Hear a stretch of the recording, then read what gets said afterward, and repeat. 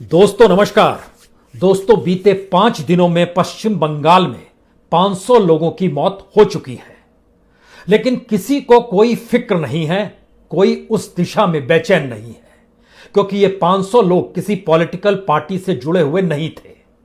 ये राजनीतिक हिंसा के शिकार नहीं हुए थे, यह तो कोविड से मरे थे। 1 तारीख को 103 लोग, 2 तारीख को 92 लोग, 3 तारीख को 98 लोग, 4 तारीख को 107 लोग और आज यानी 5 तारीख को अभी तक 100 लोगों की मौत हो चुकी है। लेकिन दूसरी तरफ बीते 4 दिनों में 14 लोगों की हत्याएं हो गई और इससे बेचैनी राज्यपाल के दफ्तर से लेकर मुख्यमंत्री के रास्ते से होते हुए दिल्ली तक में पहुंच गई। प्रधानमंत्री ने राज्यपाल को फोन तक लगा लिया और उसके बाद बैठकों का सिलसिला भी शुरू हुआ और आज पश्चिम बंगाल के मुख्यमंत्री के तौर पर जिस वक्त ममता बनर्जी ने शपथ ली, ऐसा मौका इस देश में कभी देखने को नहीं मिला होगा कि शपथ के तुरंत बाद मुख्यमंत्री भी कहने लगे अपनी बात और राज्यपाल भी कहने लगे और राज्यपाल की बातों का जवाब भी तुरंत मुख्यमंत्री देने से नहीं चूके। इसकी वजह यह नहीं कि बीते 5 दिनों में 500 मौतें कोविड से हुई है। इसकी वजह यह है कि कानून व्यवस्था और संविधान की फिक्र राज्यपाल को इस बात को लेकर आई कि दरअसल अब कानून का राज होना चाहिए, राजनीतिक हिंसा थमनी चाहिए और इसके लिए मुख्यमंत्री तुरंत नई पहल करे। मुख्यमंत्री ने भी बहुत साफ तौर पर तुरंत माइक उठाया और कहना शुरू किया, अभी तक हमारे पास सत्ता नहीं थी, बीते 3 महीने से इलेक्शन कमीशन के हाथ में समूची सुरक्षा व्यवस्था थी, अब हमने शपथ ली है तो हम देखेंगे। और फिर तुरंत उन्होंने फेरबदल शुरू कर दिया, डीजी बदल दिया, एडीजी बदल दिया, नए निर्देश कोविड को लेकर भी देने शुरू कर दिए और राजनीतिक हिंसा को लेकर भी कैसे रोका जाए इस पर भी पहल शुरू कर दी। लेकिन सवाल यह नहीं है, भारत की राजनीतिक सोच और भारत के भीतर राजनीतिक व्यवस्था में सत्ता पाना और इन सब को लेकर चुनाव आयोग की भूमिका, सुप्रीम कोर्ट की भूमिका किस तरीके से नगण्य होती चली गई, यह सारा नजारा इस चुनाव में नजर भी आया। इलेक्शन कमीशन ने कभी रोकने की कोशिश नहीं की जब इस देश के गृह मंत्री ने ममता बनर्जी को गुंडा कहा। इलेक्शन कमीशन ने बिल्कुल नहीं रोका जब ममता बनर्जी ने यह कहा कि सेंट्रल फोर्सेस तो आज नहीं कल चली जाएगी चुनाव के बाद, उसके बाद तो हम ही आप आमने सामने होंगे, तब मैं देख लूंगी। इलेक्शन कमीशन ने तब भी कुछ नहीं कहा जब बीजेपी के अध्यक्ष दिलीप घोष ने भाषण दिया, हमने हाथ पांव चलाए तो बैंडेज कम पड़ जाएगा। चुनाव के बाद विरोधियों को देख लेने की खुले तौर पर धमकी कैसे दी गई समझ जाइए, नहीं तो हाथ पैर टूटेंगे, मर भी सकते हैं। और एक बीजेपी के मुख्यमंत्री तो जब बंगाल पहुंचकर भाषण दे रहे थे तो उन्होंने बहुत साफ तौर पर कहा, 2 मई के बाद जान की भीख मांगेंगे टीएमसी के गुंडे। प्रधानमंत्री ने भी अपने भाषण में कहीं ना कहीं ममता बनर्जी को गुंडा चेहरे के तौर पर ही सामने रखा। ये सारी परिस्थितियां क्या बतलाती हैं कि धीरे धीरे भारत का समाज उस राजनीतिक व्यवस्था के दायरे में सड़ता चला जा रहा है, या फिर संविधान ने जो चेक एंड बैलेंस करने की परिस्थितियां इस देश में पैदा की थी, जिसमें एक तरफ सुप्रीम कोर्ट है, न्यायपालिका है, इलेक्शन कमीशन है, अलग अलग तरीके से लोग एक दूसरे को आगे बढ़ने से रोक सकते थे जहां पर वह तानाशाही के तौर पर नजर ना आए। लेकिन फिर यही सवाल है, अब राज्य की मुख्यमंत्री ममता बनर्जी है, अब कोई भी हिंसा होगी तो जिम्मेदार ममता बनर्जी ही होंगी। और कानून व्यवस्था के मद्देनजर और संविधान की मर्यादा का जिक्र जब राज्यपाल ने किया तो यही वो राज्यपाल हैं जो चुनाव के वक्त उस दौर में जो इंटरव्यू दे रहे थे, जो अलग अलग न्यूज चैनलों के कार्यक्रम में जाकर जिन बातों का जिक्र करते थे, वह किसी पॉलिटिकल पार्टी के मेंबर के तौर पर या नेता के तौर पर नजर आते थे। यानी संविधान के रक्षक के तौर पर राज्यपाल की राज्य में मौजूदगी अगर चुनाव के वक्त पॉलिटिकल पार्टी के नेता के तौर पर होने लगे और उसके बाद वो संविधान की व्याख्या करने लगे तो फिर कई सवाल एक साथ जनता के मन में भी आते हैं और इस देश के भीतर चल रही सामाजिक राजनीतिक व्यवस्था के दायरे में भी डोलने लगते हैं। भरोसा कैसे करें? और ध्यान दीजिए, भारत की राजनीति के आज पन्ने खोलना शुरू कीजिए, उसके बाद हम बंगाल पे आएंगे। 1984 इंदिरा गांधी की हत्या के बाद कांग्रेस ने क्या कहा था? जब बड़ा वृक्ष गिरता है तो धरती कांपती है, और उस धरती कांपने का मतलब यह था इस देश के भीतर में सिखों का नरसंहार हुआ, कोई नहीं भूला है। हालांकि उसके बाद माफी मांगी गई, लेकिन फिर भी वह दर्द और जख्म आज भी हर किसी को कहीं ना कहीं टीस देता है। 2002 गोधरा कांड, आरएसएस ने खुले तौर पर कहा क्रिया की प्रतिक्रिया होगी, और इस बात पर वो आज भी टिकी रहती है। उनकी तरफ से कोई माफी नहीं मांगी गई, और क्रिया की प्रतिक्रिया में गुजरात दंगों का कौन सा चेहरा देश और दुनिया के सामने नजर आया, यह भी किसी से छुपा हुआ नहीं है।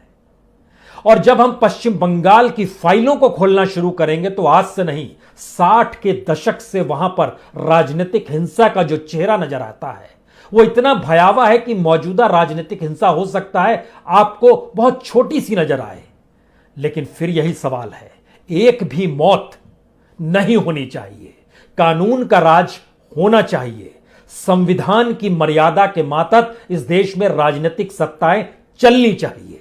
इससे कहां किसी को इनकार है, लेकिन पश्चिम बंगाल के भीतर ही नहीं, उससे पहले की तमाम परिस्थितियों में जब हम झांक कर देखना शुरू करते हैं तो हमें लगता है इस देश के भीतर में सबसे पहले तो संविधान की ही धज्जियां उड़ाई गई, और वह भी राजनीतिक सत्ता के जरिए। 2014-15 के बाद किस देश के भीतर में भीड़ तंत्र का न्याय, 64 लोगों को मारा गया देश के अलग अलग हिस्सों में सड़कों पर, कानून चू ना कर सका, कोई कुछ बोल ना सका। अपने अपने तौर पर न्यायपालिका के भीतर भी एक खामोशी लगातार रेंगती रही।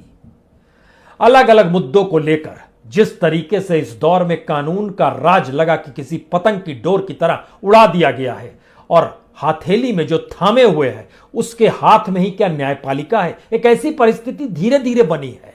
बंगाल की फाइल खोलने से पहले अगर देश की परिस्थितियों में झांकना शुरू कीजिएगा तो संविधान तो हमें फेडरल स्ट्रक्चर की तरफ ले जाता है, जिसमें तमाम इंस्टीट्यूशंस जो होते हैं चेक एंड बैलेंस का काम करते हैं, लेकिन इस देश के 6 राज्यों ने खुले तौर पर कहा, जिसमें पश्चिम बंगाल भी है, कि संघीय ढांचा केंद्र सरकार ने तोड़ दिया है।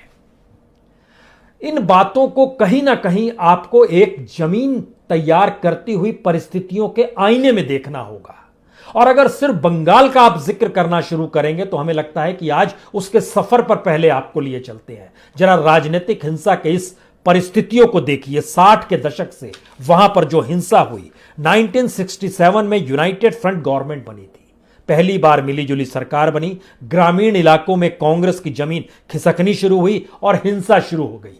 कांग्रेस और कम्युनिस्ट पार्टी 1971 में ऑल इंडिया फॉरवर्ड ब्लॉक के राष्ट्रीय सचिव हेमंता बसु की कोलकाता में दिन दहाड़े हत्या कर दी गई।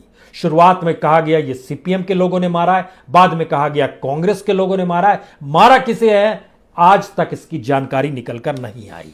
फिर याद कीजिए सिद्धार्थ शंकर रे लेफ्ट का कैसे सफाया इंदिरा गांधी करवाना चाहती थी। 1972 से लेकर 1977 के बीच की परिस्थितियों में कितने सैकड़ों लोगों की जो मौतें हुई, जो हत्याएं हुई, कोई भूला है क्या? ये जमीन तैयार होती है। और 1977 में जब लेफ्ट की सत्ता आई, ज्योति बसु बने, उन्होंने लैंड रिफॉर्म का जो नारा दिया और उसको जब इंप्लीमेंट करना शुरू किया तो जमींदारों को लेकर भूमिहीन लोगों ने जो वहां पर स्थिति पैदा की, वह भी कोई नहीं भूला है। बड़ी तादाद में लोग मारे गए।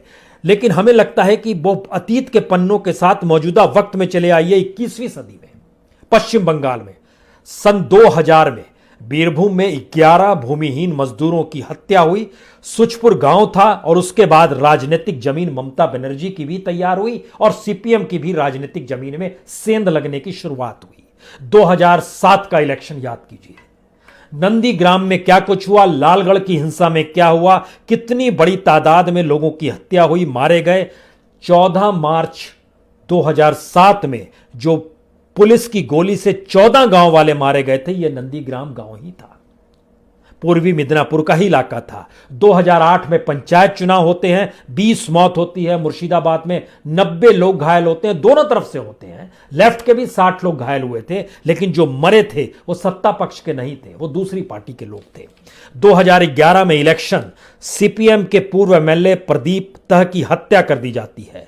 वर्धमान के जिला नेता जो कमल ज्ञान थे, उनकी हत्या की जाती है। कुल उस इलेक्शन के समय में 2011 में 56 मौतें सिर्फ 9 महीने के भीतर हुई थी। अभी तो हम लोग 2021 का जिक्र करने की बात कर रहे हैं, लेकिन उससे पहले फिर चलिए 2018, बहुत दिन नहीं हुए हैं, पंचायत चुनाव, इसमें 10 लोग मारे गए। और पंचायत चुनाव में वहां भी इतिहास रहा है, हिंसा खूब हुई है, लेकिन इसके आईन में मौजूदा हिंसा को जायज हम नहीं ठहराएंगे। लेकिन हमें लगता है कि हर मौत को बराबरी नजर से देखना होगा, सम्मान देना होगा। कोविड से मरा है वो राज्य की अराजकता है, संविधान के तहत जीने के अधिकार का हनन है, मेडिकल की सुविधाएं नहीं मिल पा रही हैं, उस दिशा में भी बात करनी होगी।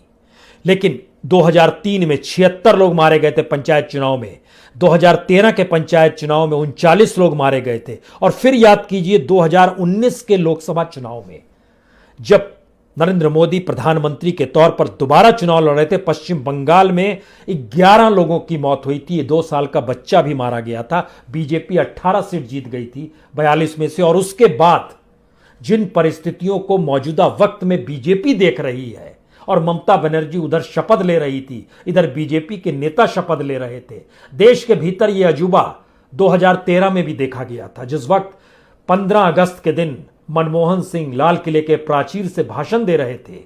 15 अगस्त 2013 को उस वक्त नरेंद्र मोदी गुजरात के मुख्यमंत्री के तौर पर अपने पीछे गुजरात में ही एक काठ के लाल किले को खड़ा कर भाषण इस तर्ज पर उस समय दे रहे थे जैसे वो इस देश के प्रधानमंत्री हो चुके हैं, या मौजूदा प्रधानमंत्री को अपने पद पर रहने का कोई हक नहीं है।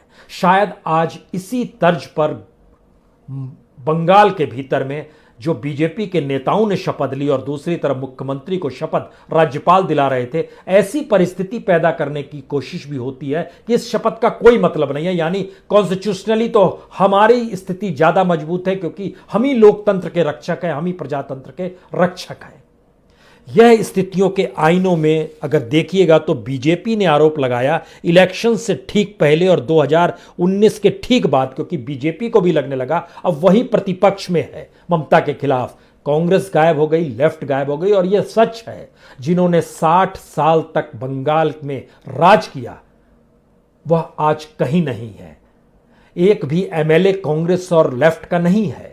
ये सारी परिस्थितियां बताती है कि जब विपक्ष और सत्ता पक्ष के भीतर में लड़ाई होगी तो वही चीजें उभर कर आएंगी। शायद इसीलिए सीपीएम की उम्मीदवार जो नंदीग्राम से थी, मीनाक्षी मुखर्जी, जो युवाओं के बीच में बहुत लोकप्रिय थी, उन पर भी हमला हुआ तो मीडिया ने उस दिशा में कोई ध्यान नहीं दिया, वो खबर निकलकर भी नहीं आ पाई। ऐसे बहुत सारे हमले हुए, वो खबर आप तक नहीं पहुंच पाई। और शायद इसी के आईने में अगर आप देखना शुरू कीजिएगा तो ममता ने एक ऐसा वातावरण बनाया और कहा गया बीजेपी की तरफ से कि जितनी बड़ी तादाद में लोगों की मौत हुई है वो संख्या लगभग 100 से ज्यादा की है, जो इलेक्शन से ठीक पहले था। और ममता बनर्जी लगातार कह रही थी कि ये सेंट्रल फोर्सेस को लाकर इलेक्शन में हमको डराना चाहते हैं, और बीजेपी कह रही थी कि ममता बनर्जी फ्री इलेक्शन नहीं होने देना चाहती है, और जिस तरीके से लोग खुले तौर पर वोट देने ना जा पाए इसीलिए सेंट्रल फोर्सेस की जरूरत है। लेकिन सेंट्रल फोर्सेस की मौजूदगी बीजेपी को राहत देती है और टीएमसी को मुश्किल देती है। स्टेट पुलिस टीएमसी को राहत देती है, बीजेपी को मुश्किल देती है। कौन सा स्ट्रक्चर इस देश में काम कर रहा है और किस राजनीतिक हिंसा को लेकर हम राज्यपाल या संविधान का जिक्र करें और प्रधानमंत्री की बेचैनी को देखना शुरू कर दें। क्योंकि सच तो यह है कि इस देश में राजनीतिक सत्ता संभाले हुए जो भी एमएलए और एमपीज होते हैं, अगर उनके पन्नों को खोलिएगा तो हाथ खून से सने नजर आएंगे। उसकी वजह है उन पर जो दाग लगे हैं, जो अलग अलग केसेस चल रहे हैं। हमें लगता है यह भी अगर समझिएगा तो मौजूदा वक्त में पार्लियामेंट के भीतर भी 212 सांसद ऐसे हैं। 212 का मतलब है हर तीसरा सांसद भी नहीं, उससे पहले ही एक सांसद दागदार है। तब इस आईने में जब देखना शुरू किया और ममता बनर्जी कहती है कि सेंट्रल फोर्सेस चली जाएगी तब तो हम ही आप रहेंगे। और यह सच है, सेंट्रल फोर्सेस की दखल कोई गांव में नहीं जाती है, उनके पास कोई इंटेलिजेंसिया नहीं है कि वो क्रिमिनल्स को पकड़ पाए। और क्रिमिनल्स को अगर जान भी जाएंगे तो पकड़ेंगे कैसे? क्योंकि इसके लिए हमको लगता है कि एसोसिएशन फॉर डेमोक्रेटिक रिफॉर्म जो है उसके एक डाटा को देखने की जरूरत है, जो बहुत साफ तौर पर बताते हैं कि पश्चिम बंगाल के चुनाव में जो 294 सीट थी उसमें 2132 उम्मीदवार चुनाव लड़ रहे थे। उसमें से हर चौथा उम्मीदवार आपराधिक मामलों में लिप्त था, हर पांचवां उम्मीदवार गंभीर आपराधिक मामलों में लिप्त था। यह स्थिति पश्चिम बंगाल के चुनाव की थी। लेकिन यहां पर जब टीएमसी और बीजेपी का जिक्र हो रहा है तो हमें लगता है यह जानना चाहिए आपको। टीएमसी के 290 उम्मीदवार चुनाव मैदान में थे, जिसमें 98 यानी हर तीसरा उम्मीदवार गंभीर आपराधिक मामलों में लिप्त था, उसके खिलाफ एफआईआर दर्ज है, केसेस चल रहे हैं। बीजेपी के 293 में से 144 यानी हर दूसरा उम्मीदवार दागी, उसका हर तीसरा टीएमसी का, बीजेपी का हर दूसरा। ऐसा नहीं है कि सीपीएम और कांग्रेस भी पाक साफ है। सीपीएम के भी 139 में से 58 जो उम्मीदवार थे उन दागी रहे। 92 उम्मीदवार कांग्रेस के थे, उसके भी 24 उम्मीदवार दागी रहे। लेकिन यहां देखिए, चुनकर जो आए हैं उनकी संख्या भी इतनी ज्यादा है विधानसभा के भीतर जिन पर दर्ज है। लेकिन यह भी आप जानना चाहेंगे कैसे कैसे अपराध दर्ज हैं, क्योंकि इस दौर में आरोप बंगाल में लगा कि हमारे 9 लोगों को मारा गया। यह बात का जिक्र किया बीजेपी ने। टीएमसी ने अपने तौर पर कहा हमारे भी 6 लोग मारे गए हैं, 4 लोग मारे गए हैं। और इंडिपेंडेंट सेकुलर फ्रंट के लीडर की भी हत्या सोमवार को ही, इस बात की भी जानकारी आई। पुलिस ने भी अपने तौर पर जानकारी बतानी शुरू की। हां, इतने कोलकाता जैसे शहर में अभिजीत सरकार की हत्या हो गई। उम्र 35 साल की थी। इसकी मां जो माधवी है और भाई जो विश्वजीत है, इनके साथ मारपीट 2 मई को हुई थी, जिस दिन रिजल्ट सामने आ रहे थे। दूसरी तरफ दक्षिण 24 परगना के जो सोनारपुर के प्रताप नगर गांव है, वहां पर भी बीजेपी का जो वर्कर था हारेन अधिकारी 42 साल की, इनकी भी हत्या हुई है। टीएमसी के जो संजू शेख हैं और जो विपलाश पाल हैं जो जमालपुर के इलाके के हैं, राइना सासाबाद गांव, और गणेश मलिक 60 साल के, इनकी भी हत्या कर दी गई। हत्या हर तरफ से हो रही है। कानून व्यवस्था का जिक्र हम यहां पर इसलिए आपसे करना चाहते हैं, जो उम्मीदवार चुनाव मैदान में थे 4 ऐसे जिन पर रेप के चार्जेस, यानी आर्टिकल 376 आईपीसी की धारा 376 रेप के चार्जेस, महिलाओं के खिलाफ जो क्राइम था 109 थे ऐसे। 39 ऐसे हैं जिसपे आईपीसी 302 यानी हत्या का आरोप है। 130 ऐसे हैं जिन पर अटेम्प्ट टू मर्डर, हत्या के प्रयास का आरोप है, 307 की धारा लगी हुई है। हम राजनीतिक तौर पर कितने हिंसक हो गए हैं और राजनीतिक तौर पर हिंसा की प्रतिहिंसा में ही रास्ता देखना चाहते हैं और दूसरी तमाम मौतों से आंखें मूंद लेते हैं। और इतना ही नहीं, जो अपराधी हैं उनको टिकट लाके बैठा देते हैं और उसके जरिए हम रास्ता खोजने की शुरुआत करते हैं कि अब हिंसा नहीं होनी चाहिए। इलेक्शन कमीशन ने कभी ध्यान नहीं दिया, जो बातें कही जा रही है उस पर तुरंत रोक लगाई जाए। और जो इलेक्शन कमीशन ने अपने तौर पर जब कानून को अपने हाथ में लिया तो उन्होंने वहां पर बदल दिए, राज्य के डीजीपी को बदल दिया, राज्य के एडीजी को बदल दिया।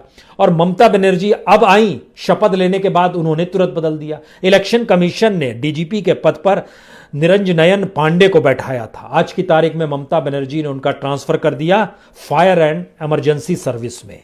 एडीजी लॉ एंड ऑर्डर जो थे, इलेक्शन कमीशन ने जगमोहन को बैठाया था, उनको सिविल डिफेंस में भेज दिया ममता बनर्जी ने। और नए डीजीपी वीरेंद्र हैं आज की तारीख में, और ADG law and order Javed Shamim है इस दौर में।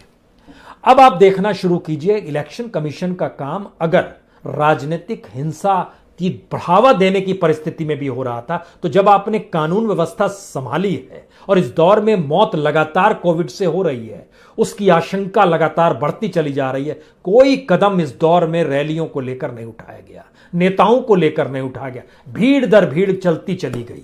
ममता बनर्जी सत्ता में आई, उन्होंने तुरंत ऐलान किया लोकल ट्रेन कल से बंद, ऑफिसेज में 50% ही अधिकारी आएंगे, बाकियों की छुट्टी, उसको आप रिकल्शन कीजिए, उससे ज़्यादा नहीं होना चाहिए। समारोह में 50 लोग ही आएंगे। Mall, gym, shopping centre, beauty parlour, cinema, social political gathering, सब कुछ बंद। एक निर्णय लिया गया राज्य की तरफ से। लेकिन फिर अगला सवाल किसी के भी जहन में आएगा, इन राजनीतिक हिंसा की जिम्मेदारी ममता पे डाली जाए, इलेक्शन कमीशन पे डाली जाए या सेंटर पे डाली जाए? यह सवाल ही रह गया, क्योंकि इस देश में राजनीतिक हिंसा ने लोगों को इतना डरा दिया है। और राजनीतिक हिंसा से कोई भी पॉलिटिकल पार्टी अपने आप को कमजोर या ताकतवर अगर महसूस करने लगे, तो फिर आप किस सिस्टम का जिक्र कर रहे हैं? और कैसे इस दिशा में बात की जा रही है कि दरअसल हम परेशान हैं कि दरअसल कानून व्यवस्था का राज नहीं रहा। कानून व्यवस्था का राज इस देश के भीतर में अलग अलग परिस्थितियों को अगर परखना शुरू कीजिएगा तो बीते 6-7 बरस में क्या कुछ हुआ है यह कोई छुपाने की जरूरत नहीं है।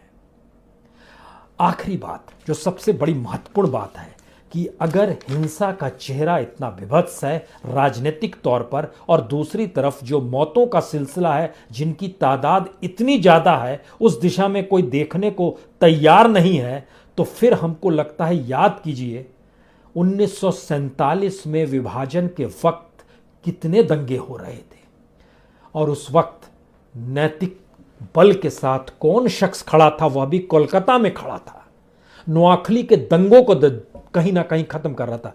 तब जिक्र महात्मा गांधी का होगा।